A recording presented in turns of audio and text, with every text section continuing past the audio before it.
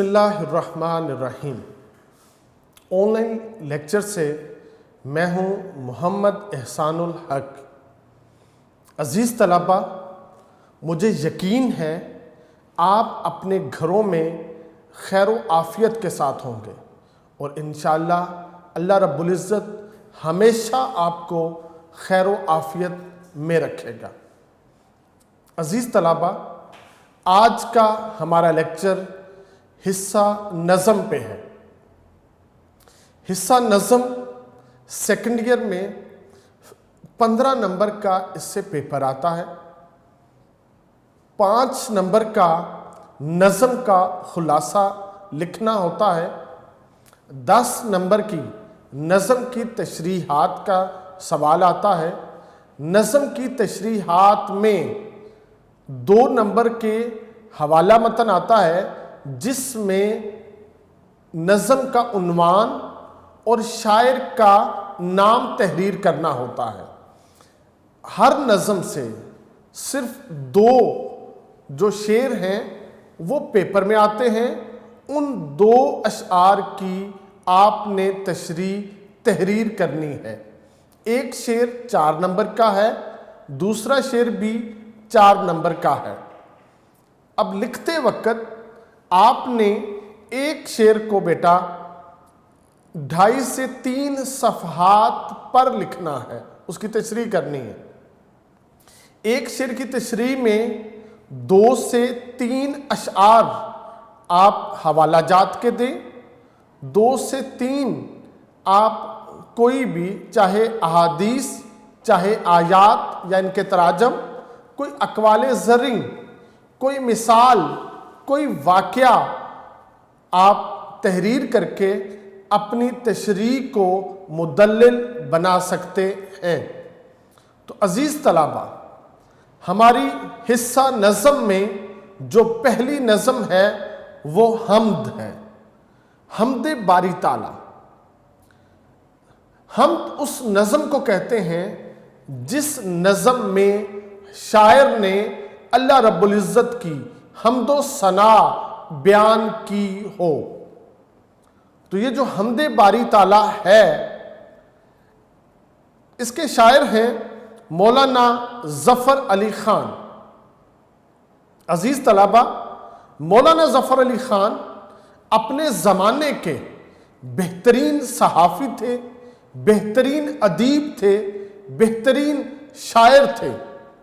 تو آپ نے اللہ رب العزت کی حمد و ثنا بیان کرتے ہوئے کہا ہے، پہنچتا ہے ہر ایک میکش کے آگے دور جام اس کا۔ پہنچتا ہے ہر ایک میکش کے آگے دور جام اس کا، کسی کو تشنا لب رکھتا نہیں ہے لطف عام اس کا۔ عزیز طلبہ، اس نظم کے اندر جو ردیف ہے وہ اس کا ہے، اور اس کا جو قافیہ ہے وہ جام، اس کا وزن جام، عام، اور جو قافیے دوسرے اشعار میں استعمال ہوئے، نام، پیام،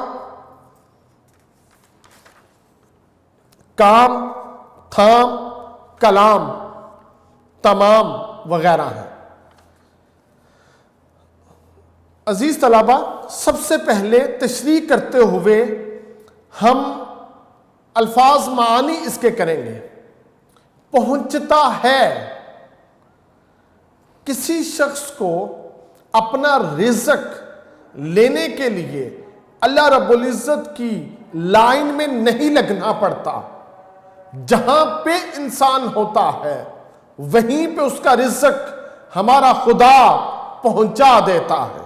تو شاعر نے اس لیے لفظ استعمال کیا پہنچتا ہے۔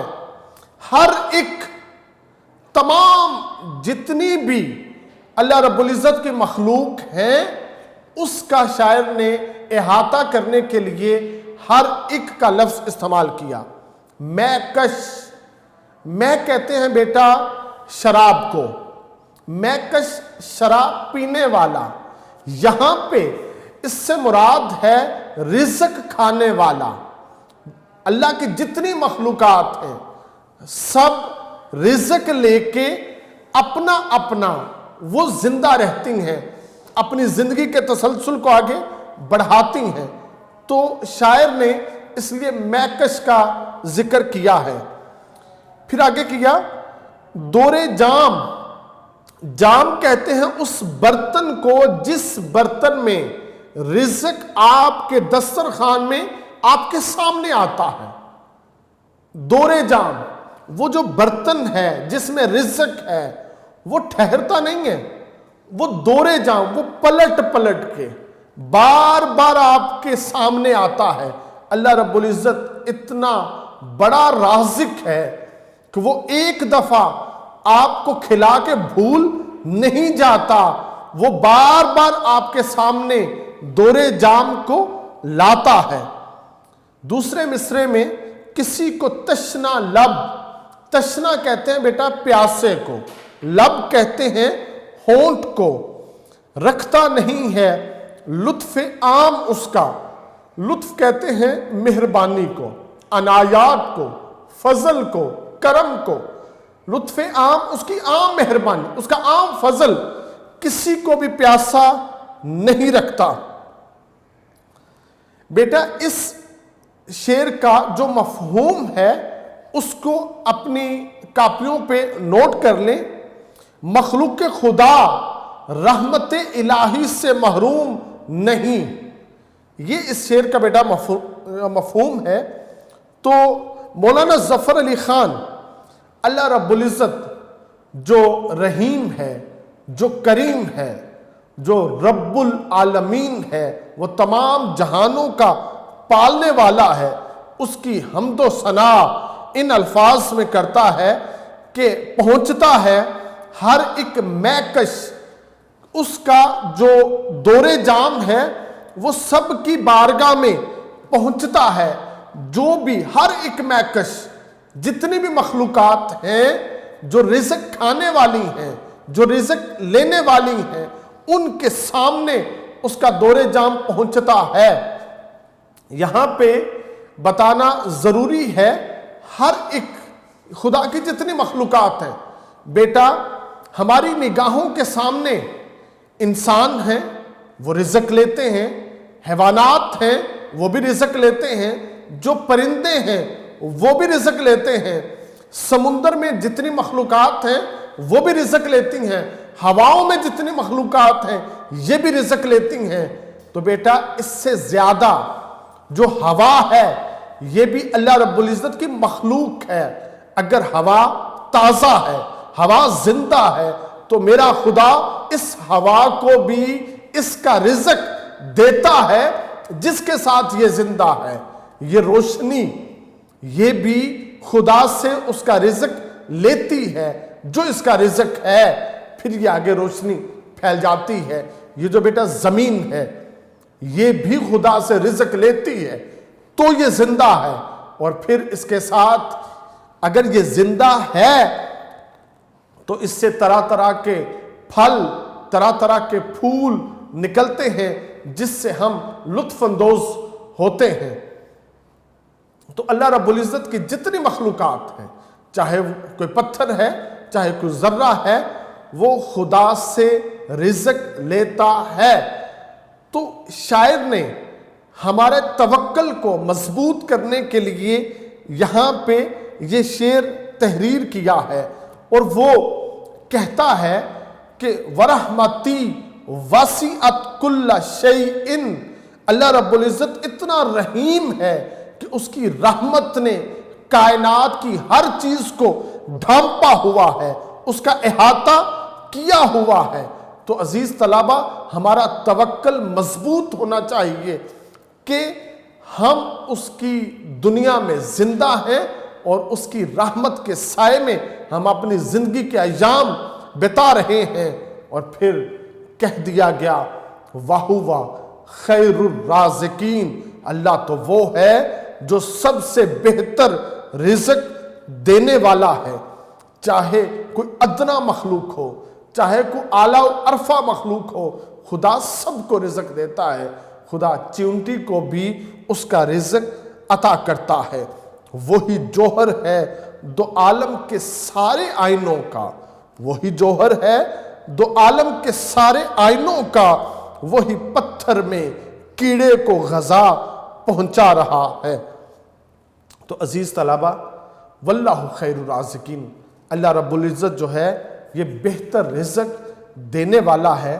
تو یہاں پہ مولانا ظفر علی خان نے ہماری توجہ اس جانب مبذول کروائی کہ ہمیں دنیا میں اللہ رب العزت نے روٹی کمانے کے لیے نہیں بھیجا، رزق تو اس نے دینا ہے۔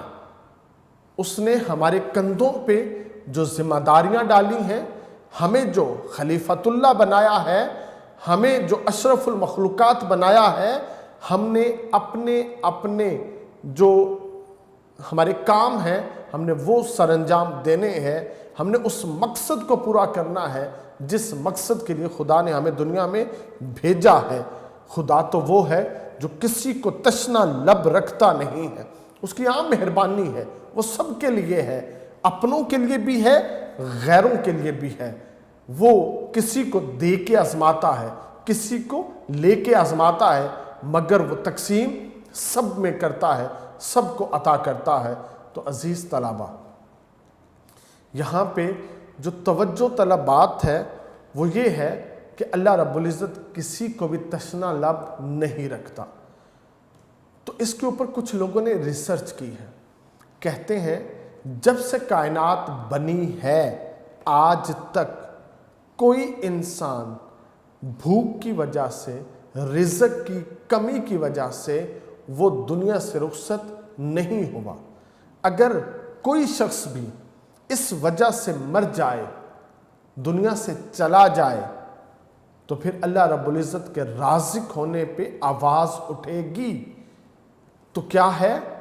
اللہ رب العزت کسی کو کسی بہانے سے اس کی روح قبض کرواتا ہے۔ وہ بہانہ اگرچہ وہ کسی وہ بیماری کی وجہ سے ہو سکتا ہے، کسی وائرل ڈیزیز کی وجہ سے ہو سکتا ہے، کسی بیکٹیریل ڈیزیز کی وجہ سے ہو سکتا ہے، یا کسی اور ریزن سے۔ اللہ جب کسی پہ روزے لاتا ہے، اس نے اپنے پیارے حبیب محمد مصطفیٰ علیہ الصلوۃ والسلام پر بھی روزے رکھے ہیں، اسے 3-5 دن بھی آپ نے روزے کی حالت میں بسر کیے ہیں۔ تو یہ اس کی آزمائش ہے، جو اس کی آزمائش میں ثابت قدم ہوگا وہ دنیا اور آخرت دونوں میں کامیاب ہو جائے گا۔ کچھ بزدل لوگ وہ اس آزمائش سے بھاگ جاتے ہیں، کنارہ کشی اختیار کر لیتے ہیں، تو بیچ امتحان سے بھاگنے والا وہ بزدل ہوتا ہے۔ لہٰذا اللہ رب العزت وہ خیر الرازقین ہے، وہ پرندے کو ہوا میں رزق دیتا ہے، صرف گھونسلے میں رزق نہیں دیتا، وہ پانی کے اندر بھی اپنی مخلوقات کو رزق دیتا ہے، وہ پتھر کے اندر بھی مخلوقات کو رزق دیتا ہے۔ لہٰذا شاعر نے ہمارا توکل مضبوط کرنے کے لیے یہاں پہ یہ لکھا ہے، اور پھر اللہ رب العزت کو، کیونکہ وہ رازق ہے، وہ خیر الرازقین ہے، وہ اس کی تعریفات کر کے ان بندوں کے فہرست میں مولانا ظفر علی خان اپنا نام لکھوانا چاہتا ہے جو اس کے شکر گزار بندے ہیں، جنہوں نے اس کائنات کو خدا کی نعمتوں سے بھرا ہوا دیکھا ہے، اس کائنات کو خدا کے انعامات سے لدا ہوا دیکھا ہے، اور اس لیے وہ خدا کا شکر بجا لاتے ہیں کہ خدا نے اپنی ہر مخلوق کا خیال رکھا ہے۔ اس شان کریمی نے ارادوں کو لیا بھانپ، کہنے بھی نہ پایا تھا ابھی حرف دعا میں۔ ابھی تو ہم کہتے نہیں ہیں، ہمارے کہنے سے پہلے ہمارا رزق ہمارے سامنے رکھ دیا جاتا ہے۔ خدا رحیم ہے، وہ کریم ہے، وہ بہترین رزق دینے والی ہے۔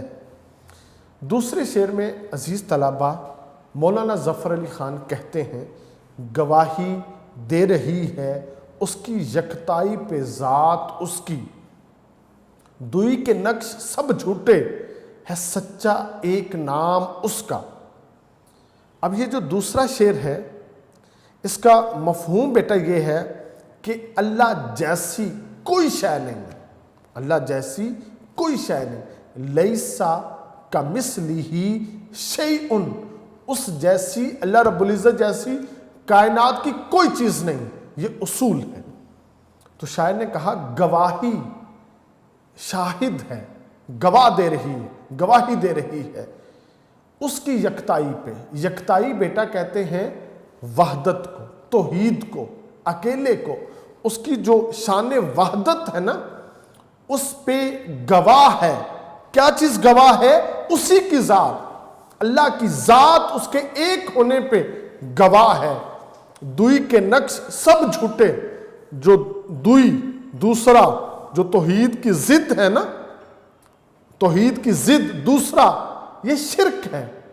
جو دوئی کے جتنے نقش ہیں نا، جو انسان سوچ سکتا ہے، جو انسان تحریر کر سکتا ہے، جتنے بھی نقوش ہیں، شاعر نے بڑا پیارا لفظ استعمال کیا نقش کا، دوئی کے جتنے نقش ہیں سارے کے سارے جھوٹے ہیں، سچا صرف ایک نام ہے اور وہ ایک نام اللہ ہے۔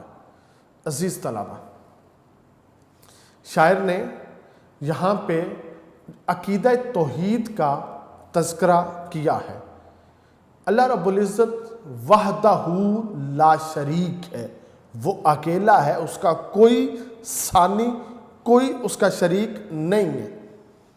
اب بیٹا دیکھتے ہیں قرآن پاک میں اللہ پاک فرماتا ہے میں نے ہر مخلوق کو جوڑے جوڑے میں پیدا کیا۔ اللہ رب العزت نے جتنی بھی اپنی مخلوقات بنائی ہیں وہ جوڑے جوڑے میں پیدا کی۔ صرف تنہا، صرف واحد اللہ کی اپنی ذات ہے۔ اور پھر یہ بڑا مشہور جو یہ واقعہ ہے، فرعون نعوذ باللہ اپنے آپ کو خدا کہتا تھا۔ جب اللہ کے پیغمبر کے ساتھ معاملہ ہوا تو اس کو یہی کہا گیا کہ اگر تو خدا ہے تو سورج مشرق کی بجائے مغرب سے نکال، اگر تو خدا ہے تو مردے کو زندہ کر کے دکھا، تو وہ مبہوت ہو گیا۔ یہ خدا ہے جو نظام کائنات چلا رہا ہے۔ اگر خدا ایک کے علاوہ کوئی دوسرا ہوتا تو جھگڑا ہوتا۔ ایک کہتا میں نے ابھی سردیاں نہیں گرمیاں لانی، ایک کہتا میں نے ابھی سورج طلوع کرنا ہے، دوسرا کہتا ابھی نہیں طلوع کرنا۔ تو اللہ رب العزت کی جو شان ہے یہ توحید ہے، وحدت کے وہ لائق ہے۔ وہ اپنی ذات میں بھی واحد ہے، وہ اپنی صفات میں بھی واحد ہے۔ تھا مستعار حسن سے اس کے جو نور تھا، خورشید میں بھی اس ہی کا ذرہ ظہور تھا۔ کائنات کی جتنی مخلوقات ہیں سب میں خدا نے اپنی ذات کو، اپنی صفات کو رکھا ہے۔ اب جو یہاں پہ کہا گیا دوسرا کون ہے؟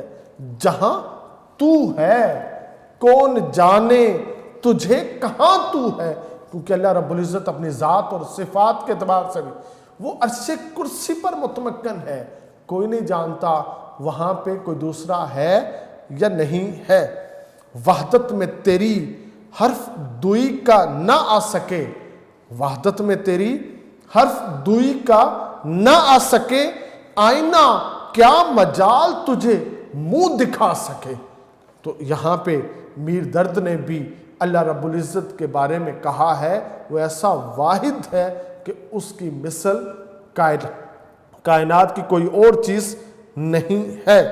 تو عزیز طلبہ، یہاں پہ جو شاعر نے اللہ رب العزت کی توحید بیان کی ہے، اس میں جو سورہ اخلاص ہے، اللہ رب العزت نے نبی پاک علیہ السلام کے اوپر یہ سورت نازل کی اور فرمایا کل هو اللہ احد، اے محمد مصطفیٰ علیہ السلام فرما دیجئے هو اللہ احد، اللہ وہ ہے جو ایک ہے، وہ واحد ہے، کوئی اس جیسا نہیں ہے۔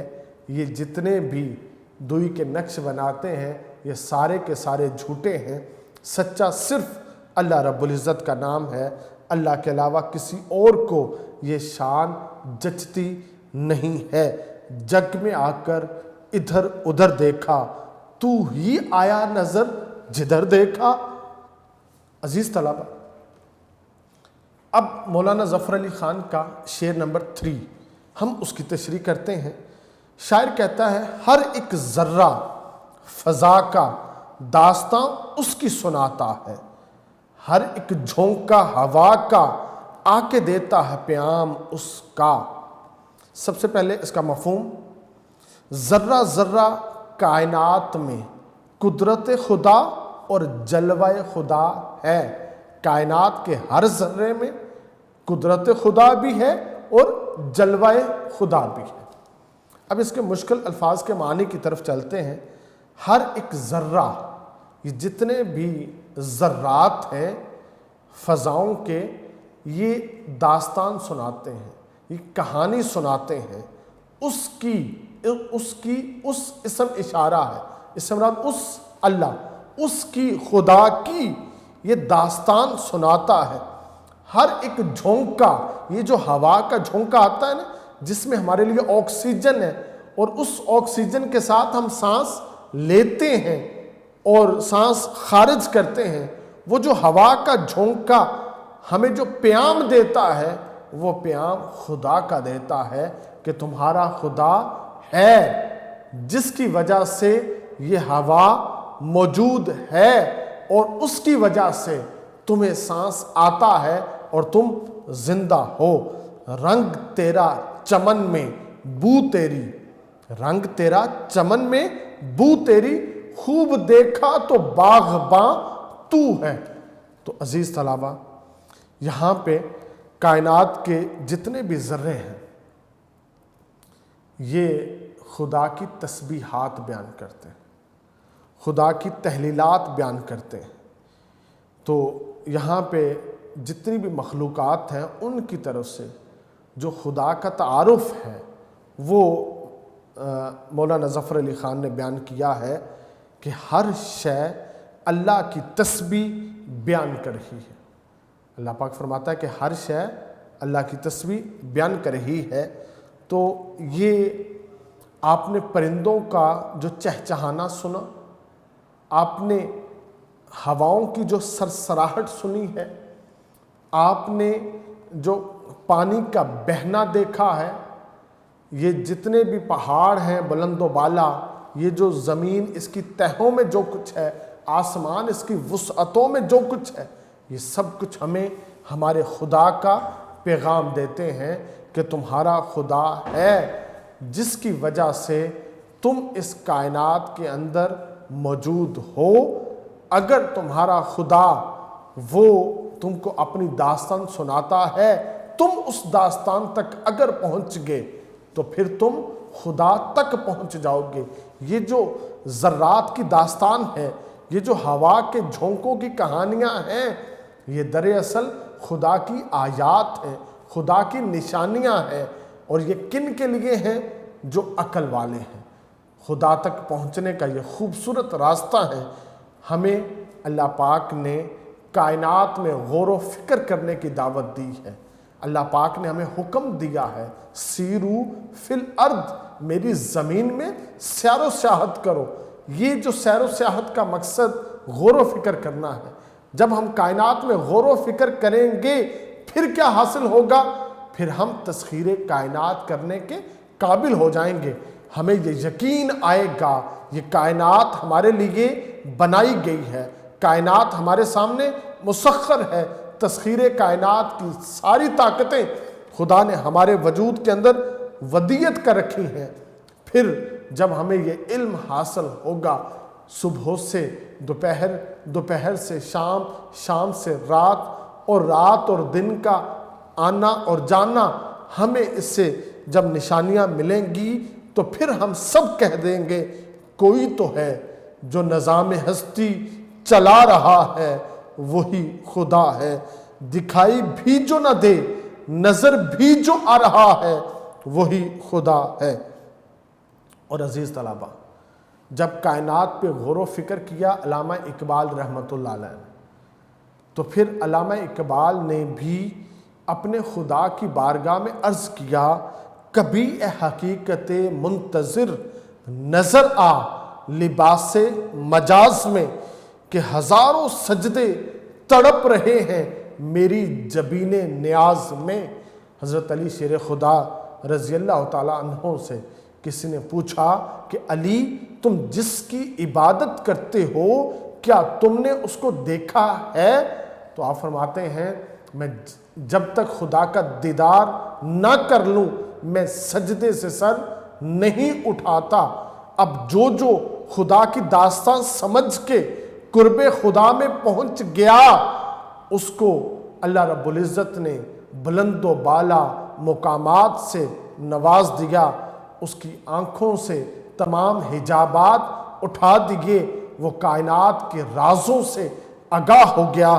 تو عزیز طلبہ، ہمیں یہ جو موقف دیا گیا ہے کہ ہم نے کائنات کے ذرات میں غور و فکر کرنا ہے اور کھوج لگانی ہے کہ ان کی تسبیحات کیا ہے، ہم نے ہواؤں کے جھونکوں میں تلاش کرنا ہے کہ وہاں پر خدا کہاں موجود ہے۔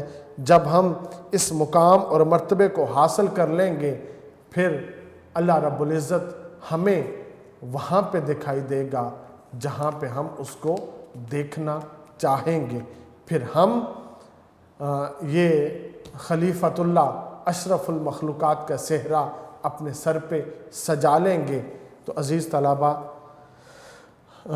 مولانا ظفر علی خان نے اپنے شعر نمبر 4 میں، حمد کے شعر نمبر 4 میں کہا ہے، سراپائے معصیت میں ہوں، سراپائے مغفرت وہ ہے۔ بڑا خوبصورت تخیل ہے۔ انسان گناہ کا پتلا ہے، وہ اپنے گناہ کا اعتراف کرتا ہے، کہتا ہے سراپائے معصیت میں ہوں۔ معصیت کا معنی گناہ، سراپا پورا وجود، میرا سر سے لے کر پاؤں تک میں گناہ میں ڈوبا ہوا ہوں۔ سراپائے مغفرت وہ ہے جو خدا ہے، وہ سراپا مغفرت ہے، وہ ہمیشہ بخشنے والا ہے۔ وہ مغفرت کا معنی وہ معاف کرنے والا ہے۔ تو خدا سراپے مغفرت ہے۔ ہم لوگ بسم اللہ الرحمن الرحیم کا ترجمہ بھی کرتے ہیں کہ شروع کرتا ہوں اللہ کے نام سے جو بڑا مہربان اور ہمیشہ رحم فرمانے والا ہے۔ ہم ایک دفعہ گناہ کرتے ہیں، گناہ کرنے کے بعد خدا سے معافی مانگتے ہیں، خدا ہمیں یوں معاف کرتا ہے جیسے ہم ابھی اپنے ماں کے بطن سے پیدا ہوئے ہیں، پاک، اور پھر دوبارہ سے ہم سے دانستہ نادانستہ پھر گناہ سرزد ہو جاتا ہے، پھر غلطی سرزد ہو جاتی ہے، ہم پھر اس کی بارگاہ میں معافی مانگ لیتے ہیں، وہ پھر ہمیں معاف کرتا ہے۔ ہم بار بار گناہ کرتے ہیں، بار بار معافی کرتے ہیں، خدا یہ نہیں کہتا ابھی میں نے تجھے کل معاف کیا تھا ابھی کیوں کروں، بلکہ وہ خوش ہوتا ہے کہ میرا بندہ میری بارگاہ میں پیش ہو گیا ہے، تو وہ اس معافی کو قبول کرتا ہے۔ ایک واقعہ ہے کہ ایک شخص وہ ایک بت کے سامنے کھڑے ہو کے یا سنم کی صدائیں لگاتا ہے، بھول چوک کے ایک دفعہ اس کی زبان پہ آتا ہے یا سمد۔ اللہ رب العزت آسمان دنیا پہ آتا ہے اور کہتا ہے مانگ میرے بندے، کیا مانگتا ہے؟ فرشتے کہتے ہیں یا الہی یہ بت کو پکار رہا ہے، یا سنم آپ کو نہیں پکار رہا، غلطی سے اس کی زبان سے یا سنم کی جگہ یا سمد نکل آیا۔ تو اللہ رب العزت کہتا ہے جسے 1000 بار پکارا یا سنم کہہ کے وہ نہیں آیا، جسے بھول کے ایک دفعہ یا سمد پکارا اگر وہ بھی نہیں آئے گا تو سنم میں اور سمد میں فرق کیا ہوگا؟ خدا تو وہ ہے جو اسے بھول کے بھی پکارے وہ اس کی جانب توجہ کرتا ہے۔ خطا کوشی روش میری، خطا کوشی خطا کرنا، روش عادت کو کہتے ہیں، کہتے ہیں خطا کرنا میری عادت ہے، میری فطرت ہے، انسان کی فطرت میں خامی غلطی کرنا رکھ دی گئی ہے۔ خطا پوشی ہے کام اس کا، اور خدا کا کام بھی تو خطاؤں کو معاف کرنا ہے۔ وہ خطاؤں ٹھیک ہے ہمیشہ خطا کو معاف کر دیتا ہے، درگزر کر دیتا ہے۔ تو بیٹا انسان خطا کا پتلا ہے اور اللہ غفور الرحیم ہے، وہ ہمیشہ بخشنے والا ہے، معاف کر دینے والا ہے۔ یہ جو انسان کا لفظ ہے نا بیٹا، یہ نسیان سے نکلا ہے۔ نسیان کا معنی ہی بھولنا ہے، غلطی کرنا ہے۔ تو جب ہم سے کوئی غلطی ہوتی ہے ہمیں چاہیے ہم اس کا اعتراف کریں۔ جب ہم غلطی کا اعتراف کریں گے ہمیں اس پہ ندامت ہوگی، باعث ندامت ہم خدا کی بارگاہ میں پھر استغفار کریں گے، اور جب ہم معافی مانگیں گے ہمارا خدا معاف کر دے گا، اس گناہ کو ہمارے دل سے زائل کر دے گا۔ حدیث پاک میں آتا ہے ایک شخص جب کوئی گناہ کرتا ہے اس کے دل کے اوپر ایک کالا دھبا لگ جاتا ہے، وہ پھر گناہ کرتا ہے وہ اور پھیلتا ہے، وہ پھر گناہ کرتا ہے وہ اور پھیل جاتا ہے، یہاں تک کہ اس کا سارا دل کالا سیاہ ہو جاتا ہے۔ پھر آتا ہے کہ حدیث پاک میں ہی آتا ہے کہ ایک شخص گناہ کرتا ہے، پھر وہ خدا سے معافی مانگتا ہے، وہ جو ایک کالا نقطہ دل پہ لگا ہے نا خدا اس کو ریز کر دیتا ہے، پھر وہ نیکی کرتا ہے، ایک نور کا نقطہ لگتا ہے، وہ اور نیکی کرتا ہے، وہ نقطہ اور پھیلتا ہے، وہ اور نیکی کرتا ہے، وہ پھر پھیلتا ہے، یہاں تک کہ اس کا دل نور علی نور ہو جاتا ہے۔ اگر دنیا میں کبھی غلطی ہو جائے تو خدا کی بارگاہ میں معافی طلب کرنی چاہیے، اور جب وہ معاف کر دے تو اس سے بڑا خوش قسمت انسان دنیا میں کوئی نہیں ہو سکتا۔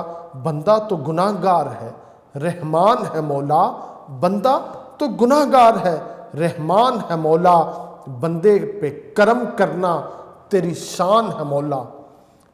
حسرت موہانی نے بھی کہا ہے تیرے کرم کا سزاوار تو نہیں حسرت، تیرے کرم کا سزاوار تو نہیں حسرت، اب آگے تیری خوشی ہے جو سرفراز کرے۔